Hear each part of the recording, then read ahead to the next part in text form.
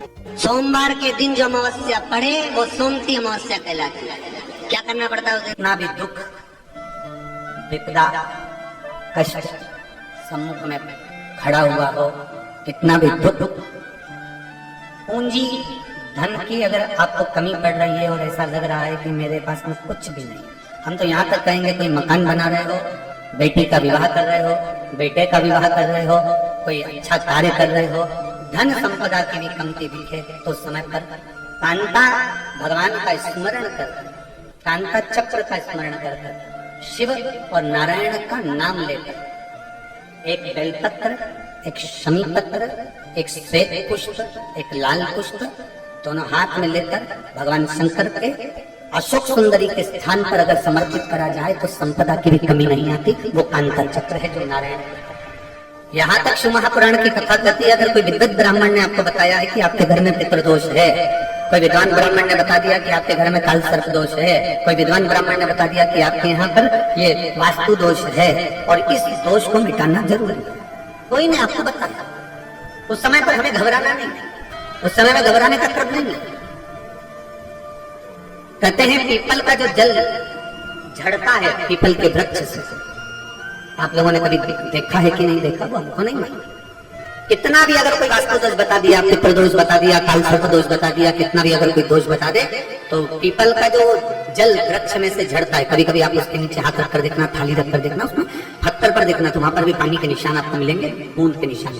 मात्र उस पीपल के वृक्ष के जल की एक बिंदी, एकमात्र बिंदी, शंकर भगवान का जो शिवलिंग है, जलाधारी है, चरण है, गणेश कार्तिक का स्थान है, अशोक सुंदरी का स्थान है, और प्रत्येक जलाधारी में से पानी बीच में से आकर नीचे की ओर गिरता, नीचे की ओर गिरता।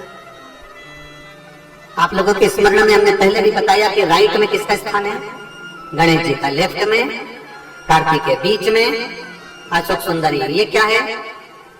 पार्वती जी का हस्त कमल शिवलिंग, और ऊपर से जो जल एक एक बूंद शंकर जी के शिवलिंग पर गिर रहा है, वो शंकर जी की 5 लड़कियां जया, विषहरा, शामली बारी, दौतली और देव, शंकर जी की 5 लड़कियों एक एक बूंद पानी शिव जी पर गिरा। जहां जल नीचे गिरता है उस स्थान से जहां तक जल बहकर जा रहा है उस स्थान तक 33 कोटि देवताओं का स्थान, 33 कोटि देवताओं का स्थान। अब जहां पानी आया, जहां नीचे गिरा, उसके बीच में जो स्थान होता है, आप लोगों ने देखा है कि नहीं देखा? जिनने देखा है जरा हाथ उठाओ। ये पानी जैसे यहाँ तक आया और यहाँ के बाद नीचे गिरेगा, तब वो नाली के माध्यम से बाहर जाएगा। तो जितनी दूर यहाँ से वो नीचे की ओर जो गिर रहा है, यहाँ से वो नीचे की ओर जो पानी जा रहा है, ये जो स्थान होता है, ये हमारे 3 दोषों को निवारण तुरंत कर देता है। एक हमारा पितृदोष, एक हमारा काल सर्प दोष और एक हमारा वास्तु दोष का निवारण ये तुरंत। और ये तो हमने केवल आपको शिव महापुराण के माध्यम से बताया कि ये 3 दोष का निवारण कर देता है, पर यदि कभी आप ध्यान से लिंग पुराण को पढ़ेंगे, आप यदि लिंग पुराण को पढ़ेंगे और गीता प्रेस गोरखपुर के लिंग पुराण को लाकर यदि आप पढ़ते हैं, या गीता प्रेस गोरखपुर की शिव अंक को भी आप अगर पढ़ेंगे, उसका नंबर हमारे स्मरण में नहीं आ रहा, शिव अंक को भी अगर आप पढ़ेंगे तो उसमें भी आपको वर्णन मिलेगा कि हम तो केवल 3 दोष का बता रहे हैं, पर हमारे शास्त्र तो यहाँ पर और भी दोषों का वर्णन कर रहे हैं। जैसे किसी ने बता दिया आपको शनि का दोष है, किसी ने बता दिया मंगल का दोष है, किसी ने बता दिया आपको केतु का दोष है, किसी ने बता दिया आपको राहु का दोष है, किसी ने आपको कह दिया कि बृहस्पति का दोष है, किसी ने कह दिया आपको ये वाला दोष है। दुनिया के जितने दोष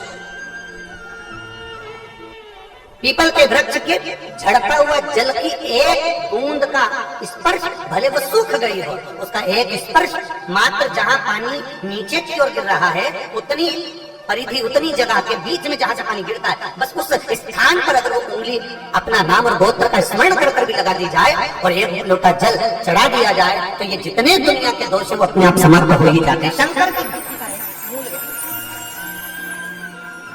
बोल बम का नारा है। और अच्छे से समझ लो, जरा ध्यान में आ जाए आप लोगों के, नहीं तो गलत कर बैठो तो बहुत स्मरण रखिएगा। शिवलिंग जलाधारी में से पानी बहता है, नीचे की ओर जाता है। जितना मोटा शिवलिंग की ये जलाधारी होती है, उसमें से पानी जहां नीचे गिरता है, जितनी भी मोटी हो उसमें कहीं पर भी आप बिंदी लगा सकते हैं। उस स्थान पर आप कहीं पर भी उस बिंदी को लगा सकते। कोई कह दे तुमको कि तुम्हारा मंगल गड़बड़ है, कोई कह दे तुमको तुम्हारा राहु गड़बड़ है, कोई कह दे तुमको तुम्हारा केतु गड़बड़ है, कोई तुमसे कह दे तुम्हारा बृहस्पति गड़बड़ है, तो समझ लेना कि हमारे ग्रह की दशा को सुधारने के लिए ये जो स्थान है, बस उस स्थान पर एक बिंदु। अब आज के जमाने में आपने देखा होगा, जब से आप शंकर जी को जल चढ़ाना प्रारंभ करें, जब से आपने शिव महापुराण की कथा सुनना प्रारंभ करी, तब से आपने सुना होगा कि कोई भी अब ज्यादा आपको सुनने को नहीं मिलता कि वास्तु दोष हो गया, कि पितृदोष हो गया, कि कालसर्प दोष हो गया। इसके पहले का जो समय था, उस समय किसी को भी पत्रिका दिखाओ, किसी के पास भी जाओ, वास्तु दोष, कालसर्प दोष, पितृदोष, ये सारे दोष चलते रहते थे। पर तुमने जो एक लोटा जल शंकर भगवान को समर्पित करा, तुम्हारा चढ़ा हुआ जल उसी स्थान से नीचे गिर रहा है जहाँ हमने बिंदी लगाने का बताया, वहां से नीचे गिर रहा है, तो तुम्हारा दोष जल चढ़ाते चढ़ाते अपने आप दोष समाप्त होता चलेगा। सारी समस्या का हल एक लोटा। आपके घर में पितृदोष है, आपको ऐसा महसूस होता है, आपको लगता है, तो किसी भी नवरात्रि के पहले जो अमावस्या पड़ती है, मान लो अपन अमावस्या पड़ी, आप एक अंदाजा लगाइए, तो जिस दिन अमावस्या रहे उस दिन चावल की कटोरी में एक कपूर का टुकड़ा रख दीजिए महाराज, छोटा सा, और कपूर का टुकड़ा रखकर उस कपूर को दरवाजे के बाहर कटोरी में ही, चावल रखी हुई कटोरी में ही उसको पितरों का स्मरण कर कर जला दीजिए।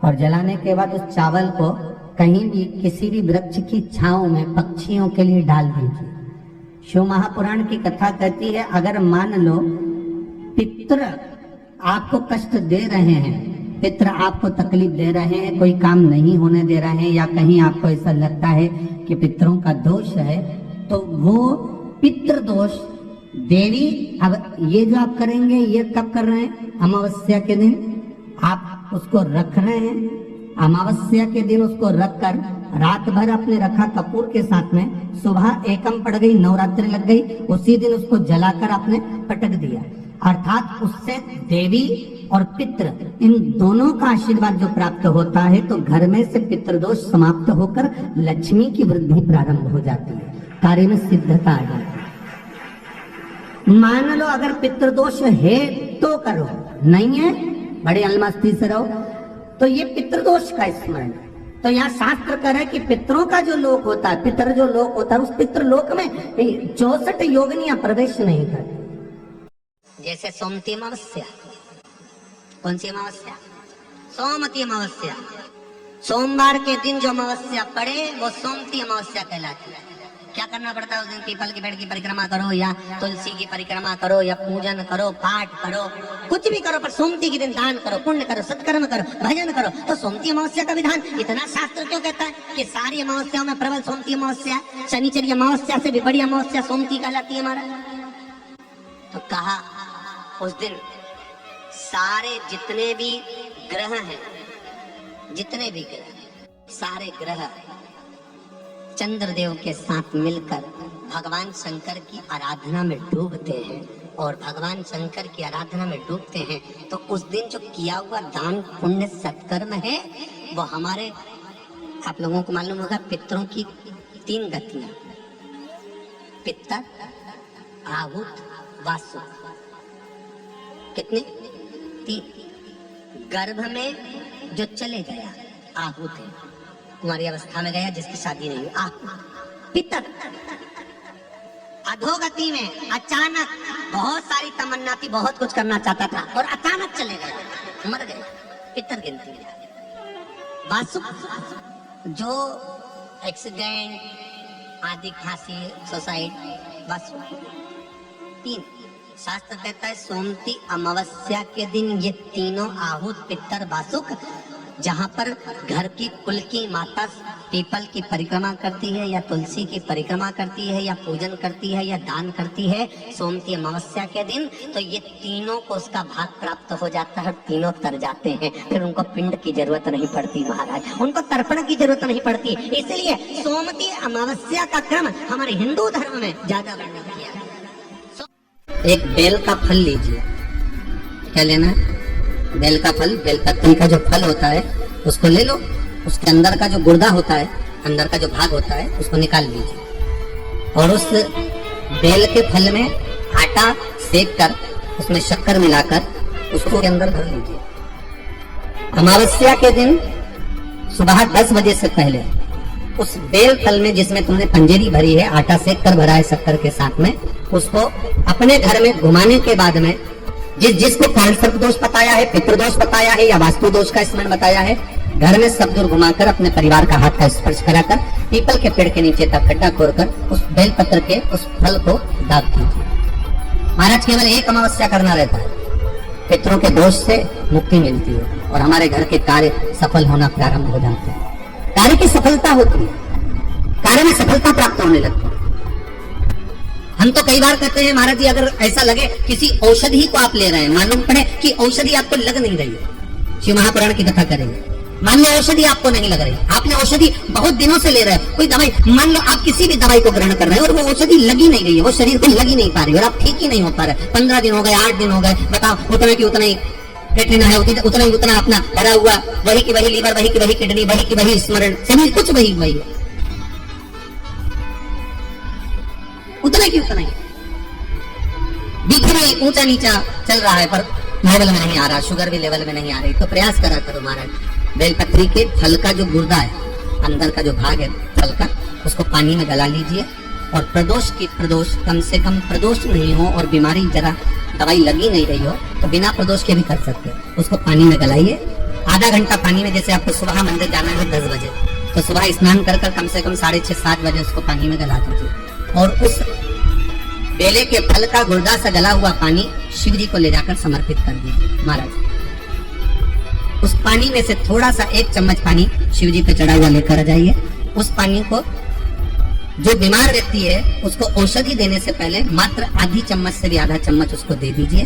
भगवान शंकर का श्री शिवाय नमः तुभ्यम का जाप कर उस पानी को देने के बाद अगर आप औषधि देंगे तो ये पक्का है कि औषधि अपना कार्य करना प्रारंभ कर देगी और वो स्वस्थ होना प्रारंभ हो जाएगा। क्या करना पड़ता है उस दिन? पीपल के पेड़ की परिक्रमा करो या तुलसी की परिक्रमा करो या पूजन करो, पाठ करो, कुछ भी करो, पर सोमती के दिन दान करो, पुण्य करो, सत्कर्म करो, भजन करो। तो सोमती अमावस्या का विधान इतना शास्त्र क्यों कहता है कि सारी अमावस्याओं में प्रबल सोमती अमावस्या, शनिचरी अमावस्या से भी बड़ी अमावस्या सोमती कहलाती है। हमारा जितने भी ग्रह, सारे ग्रह चंद्रदेव के साथ मिलकर भगवान शंकर की आराधना में डूबते हैं और भगवान शंकर की आराधना में डूबते हैं तो उस दिन जो किया हुआ दान पुण्य सत्कर्म है वो हमारे, आप लोगों को मालूम होगा, पितरों की 3 गतियां, पितर, आहूत, वासु, कितने? 3।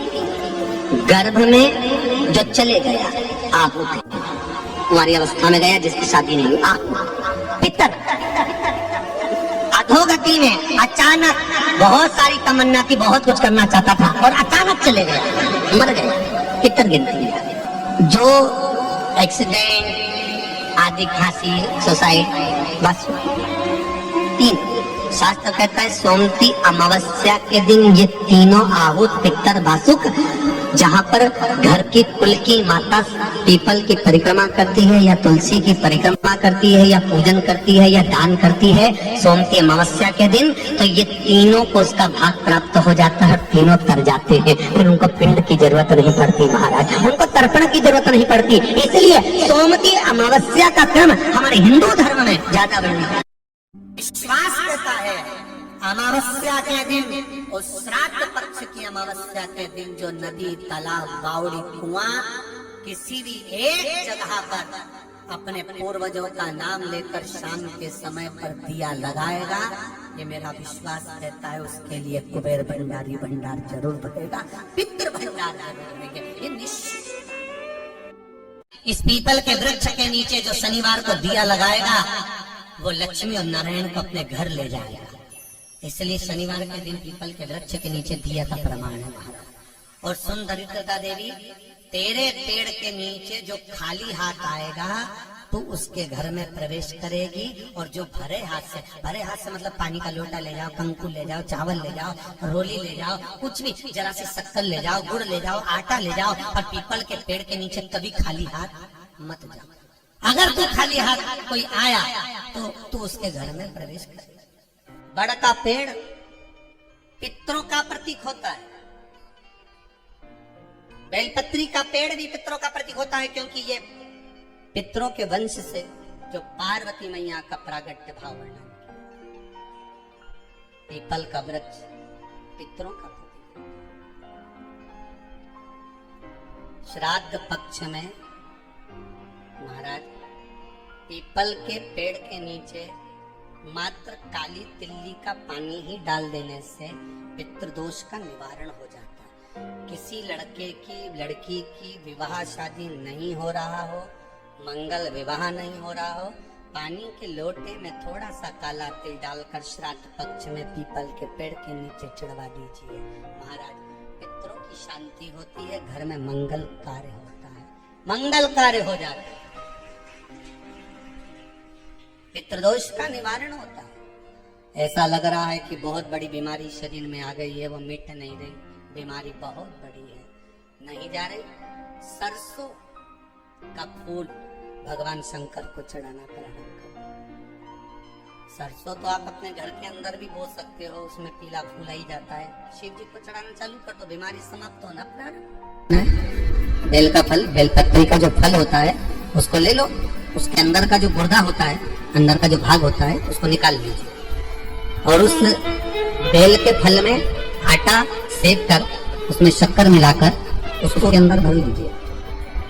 अमावस्या के दिन सुबह 10 बजे से पहले उस बेल फल में जिसमें तुमने पंजेरी भरी है, आटा सेक कर भरा है शक्कर के साथ में, उसको अपने घर में घुमाने के बाद में जिसको कालसर्प दोष बताया है, पितृदोष बताया है या वास्तु दोष का स्मरण बताया है, घर में सब दूर घुमाकर अपने परिवार का हाथ का स्पर्श कराकर पीपल के पेड़ के नीचे गड्ढा खोदकर उस बेल पत्र के उस फल को दाब दीजिए महाराज। केवल एक अमावस्या करना रहता है, पितरों के दोष से मुक्ति मिलती है और हमारे घर के कार्य सफल होना प्रारंभ हो जाते हैं। कार्य की सफलता होती है, कार्य में सफलता प्राप्त होने लगती है। हम तो कई बार कहते हैं महाराज जी, अगर ऐसा लगे किसी औषधि को आप ले रहे हैं, मालूम पड़े कि औषधि आपको लग नहीं रही है, शिव महापुराण की कथा करेंगे, मान लो औषधि आपको नहीं लग रही, आपने औषधि बहुत दिनों से ले रहे हो, कोई दवाई, मान लो आप किसी भी दवाई को ग्रहण कर रहे हैं और वो औषधि लगी नहीं रही है, वो शरीर पे लगी नहीं पा रही और आप ठीक ही नहीं हो पा रहे, 15 दिन हो गए, 8 दिन हो गए, बताओ, उतना की उतना ही कैटरीना है, उतना ही उतना अपना भरा हुआ, वही की वही लीवर, वही की वही किडनी, वही की वही स्मरण, शरीर कुछ वही वही, उतना की उतना ही, बीपी भी ऊंचा नीचा चल रहा है पर लेवल में नहीं आ रहा, शुगर भी लेवल में नहीं आ रही, तो प्रयास करा करो महाराज। बेलपत्री के फल का जो गुर्दा है, अंदर का जो भाग है फल का, उसको पानी में गला लीजिए और प्रदोष कम से कम प्रदोष नहीं हो और बीमारी जरा दवाई लगी नहीं रही हो तो बिना प्रदोष के भी कर सकते हो, उसको पानी में गलाइए। आधा घंटा पानी में, जैसे आपको सुबह मंदिर जाना है 10 बजे, तो सुबह स्नान कर कम से कम 6:30-7 बजे उसको पानी में गला दीजिए और उस बेले के फल का गुर्दा से गला हुआ पानी शिव जी को ले जाकर समर्पित कर दीजिए महाराज। उस पानी में से थोड़ा सा 1 चम्मच पानी शिव जी पे चढ़ा हुआ लेकर जाइए। उस पानी को जो बीमार व्यक्ति है उसको औषधि देने से पहले मात्र आधी चम्मच से भी आधा चम्मच उसको दे दीजिए। भगवान शंकर का श्री शिवाय नमस्तुभ्यं का जाप कर उस पानी को देने के बाद अगर आप औषधि देंगे तो ये पक्का है कि औषधि अपना कार्य करना प्रारंभ कर देगी और वो स्वस्थ होना प्रारंभ होगा, वो स्वस्थ होगा।